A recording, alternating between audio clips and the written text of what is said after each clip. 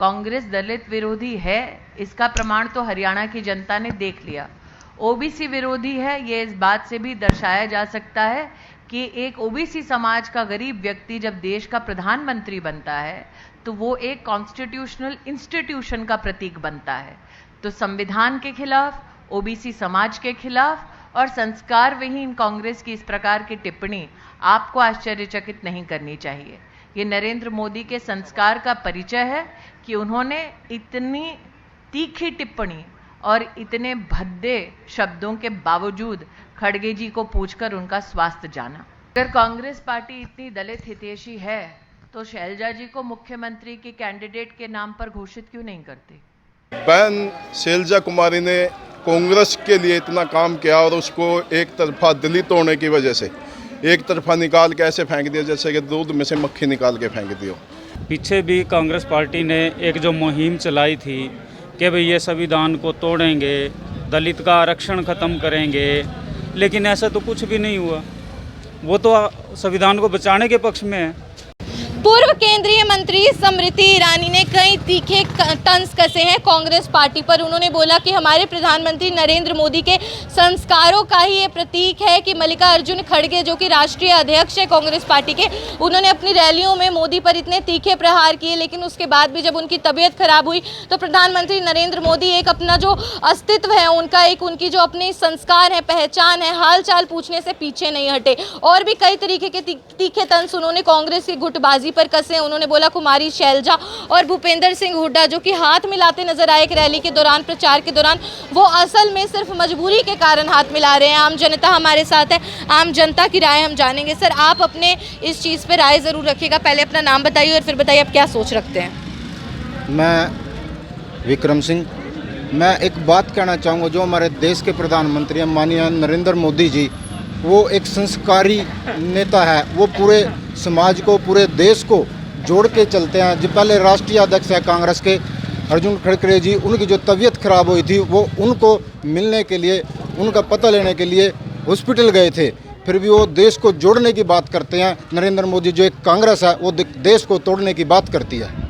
Sir, आप भी अपना नाम बताइए। और गुटबाजी का आरोप लगाया गया है कि कुमारी शैलजा और हुड्डा ने हाथ मिलाया लेकिन मन से नहीं मिलाया, आप इसको कैसे देखते हैं? देखिए, सबसे पहले तो मैं आपका धन्यवाद करूंगा। मैं गांव प्रधान जयवीर त्यागी, मेरा भारतीय जनता पार्टी से कोई लेना देना नहीं है। मैं तो अपने विचार रख रहा हूं। भाई, बहन शैलजा कुमारी ने कांग्रेस के लिए इतना काम किया और उसको एक तरफा दलित होने की वजह से एक तरफा निकाल के ऐसे फेंक दिया जैसे कि दूध में से मक्खी निकाल के फेंक दियो। और अब राहुल गांधी जी उनको दोनों को एक करना चाहते हैं, मिलाना चाहते हैं, पर वो ठीक है, मिला के हाथ मिलवा के, पर वो दिल से नहीं है। बहन शैलजा को अगर हुड्डा साहब इतना त्यागी है ना तो उसको सीएम बना दे बहन शैलजा को, तो तब मान्य हम। भाई, उसको तो ऐसे निकाल दिया कि उसकी कोई पार्टी में चली नहीं, कांग्रेस पार्टी में ना उसको कोई पूछा गया। जो भी पूछा गया तो हुड्डा जी से पूछा गया। भाई, ये हुड्डा जी की पार्टी है, हुड्डा जी ने जो करना है एक घर के लिए करना, उसने खाली भाई राहुल गांधी के बनोइए के लिए। भाई, जो ज़मीन हरियाणा से खोस के उसको देनी है। भाई, जो ये लोग हैं, जो विकास 10 साल से हो रहा, भाई अगर इनकी आंखों पे अभी पट्टी बंधी हुई है तो इनकी आंखें कोई नहीं खोल सकता। भाई, मेरा तो कहना यह है कि भारतीय जनता पार्टी से वोट दे के भारतीय जनता पार्टी को बनाए। और ऊपर नरेंद्र मोदी जी, मैं उनको भगवान का दर्जा तो नहीं दे सकता पर उससे कम भी नहीं दे सकता कि नरेंद्र मोदी जी इतने अच्छे और ऐसे देश के हमारे सौभाग्य हैं कि ऐसे नेता देश को मिले हैं। भाई, हम बड़भागी लोगों में गिनेंगे कि जैसे कि अगर माता सीता और रामचंद्र जी को नहीं पहचाना था उन लोगों ने, और ऐसे ही अब होगा अगर ये लोग उसको वोट ना दे रहे हैं और उसको अपने देश के लिए ना खड़ा कर रहे हैं। बिल्कुल। सर, आपका क्या नाम है और आप क्या राय रखते हैं? जी, मेरा नाम मास्टर सतीश कुमार गोस्वामी है और मैं गांव पदाना का रहने वाला हूं। तो अगर बात करें कि सेंट्रल लेवल पे हमें इतनी अच्छी सरकार मिली हुई है। पीछे भी कांग्रेस पार्टी ने एक जो मुहिम चलाई थी कि भाई ये संविधान को तोड़ेंगे, दलित का आरक्षण ख़त्म करेंगे, लेकिन ऐसा तो कुछ भी नहीं हुआ। वो तो संविधान को बचाने के पक्ष में है। अगर ऐसा है तो बहन कुमारी शैलजा है, सीएम कैंडिडेट की दावेदार है, तो कांग्रेस उसको सीएम के लिए नॉमिनेट करे ना, उसको घोषित करे कि हम इसको सीएम बनाते हैं। देखें फिर कांग्रेस की कितनी उसके पाक पवित्र मन है। ऐसे ढकोंसले करने से कुछ नहीं होता, मंदिरों में जाने से कुछ नहीं होता। भारतीय संस्कृति की अगर मैं बात करूं, भारतीय संस्कृति के ऊपर राहुल जी से पूछो कि जनेऊ कैसे पहना जाता है, वो कहता है कि मैं जनेऊधारी ब्राह्मण हूँ। क्या उसको ब्राह्मण की परिभाषा का भी पता है? जनेऊ के क्या नियम है, क्या उसको पता है? सिर्फ देश को विघटन करके, उसको तोड़ करके उनको राज हथियाना है। चाहे वो मुसलमान मोदी पे आरोप लगाते हैं, हिंदू मुसलमान वो करते हैं, क्यों वो मुसलमानों को इतना बढ़ावा दे रहे हैं? क्यों वक्फ बोर्ड को इतनी आज़ादी दे दी गई? 123 प्रॉपर्टी मनमोहन सिंह ने जस्ट 2014 में भी वक्फ बोर्ड को क्यों दे दी? बिल्कुल क्रीमी लेयर जगह पे दिल्ली के अंदर। और अगर मैं बात करूं अपने प्रत्याशी श्री भगवान दास जी कबीरपंथी की, पहले इन्होंने 2014 से 2019 तक हमारे हलके के विधायक रहे। हमारे हलके में, मेरे गांव के अंदर इतना इन्होंने विकास करवाया, मेरी 50 साल की उम्र है, मैंने आज तक नहीं देखा। मैं गिनवाता हूं आपको, यहाँ से जीटी रोड से यहाँ तक ये सड़क बनी, उधर दूसरी एफर्ट साइड से हमारे गांव में सड़क आती है, वो सड़क बनी, पदाना से कांगर तक वो सड़क बनी। और भाजपा नेत्री व साथ ही साथ पूर्व केंद्रीय मंत्री रह चुकी स्मृति ईरानी के द्वारा कांग्रेस पार्टी व कांग्रेस के नेताओं पर तीखे प्रहार किए जाते हैं। उन्होंने पूछा आमजन से कि आप सवाल पूछिए कि अगर वो इतने ही हितैषी बनते हैं दलितों के और पिछड़ी जाति के, तो क्यों नहीं अपनी नेत्री व सांसद सिरसा से कुमारी शैलजा को सीएम पद की दावेदार घोषित कर देते। और साथ ही साथ जो हाथ मिलाया है, जो तस्वीरें वायरल हो रही है प्रचारी दौरे के दौरान, जब भूपेंद्र हुड्डा और साथ में कुमारी शैलजा मिलाते नजर आते हैं, उन्होंने तंज कसा है कि ये मन से एक नहीं हुए हैं, बल्कि सिर्फ मजबूरी और दिखावे के कारण इनको एक होना पड़ा है। आपकी क्या राय, आप कमेंट करके जरूर बताइएगा। भवन आरंग, करनाल ब्रेकिंग न्यूज, करनाल। हटाऊंगा तब तक नहीं मरूंगा। मुझे कांग्रेस के किसी भी नेता से संस्कारों की अपेक्षा नहीं है, जहां तक नरेंद्र मोदी का सवाल है। कांग्रेस दलित विरोधी है, इसका प्रमाण तो हरियाणा की जनता ने देख लिया।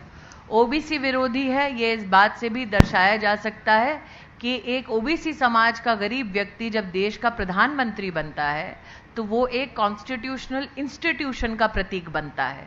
तो संविधान के खिलाफ, ओबीसी समाज के खिलाफ और संस्कार विहीन कांग्रेस की इस प्रकार की टिप्पणी आपको आश्चर्यचकित नहीं करनी चाहिए। ये नरेंद्र मोदी के संस्कार का परिचय है कि उन्होंने इतनी तीखी टिप्पणी और इतने भद्दे शब्दों के बावजूद खड़गे जी को पूछकर उनका स्वास्थ्य जाना। दलितों की भागीदारी सुनिश्चित करती है वो, और वहीं पर बीजेपी जो है वो दलित हितैषी नहीं है। क्या कहेंगी आप इस पर? अगर कांग्रेस पार्टी इतनी दलित हितैषी है तो शैलजा जी को मुख्यमंत्री के कैंडिडेट के नाम पर घोषित क्यों नहीं करती?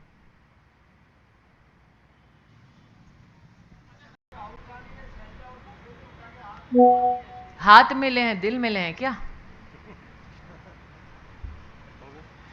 और वो मिलाप क्या जो मजबूरी में हो? मैंने कहा ना, अगर दलितों की इतनी चिंता है तो शैलजा जी को सीएम कैंडिडेट घोषित कर दें, और अगर हाथ मिलने से दिल मिल चुके हों तो हुड्डा जी भी उसका समर्थन कर ही देंगे।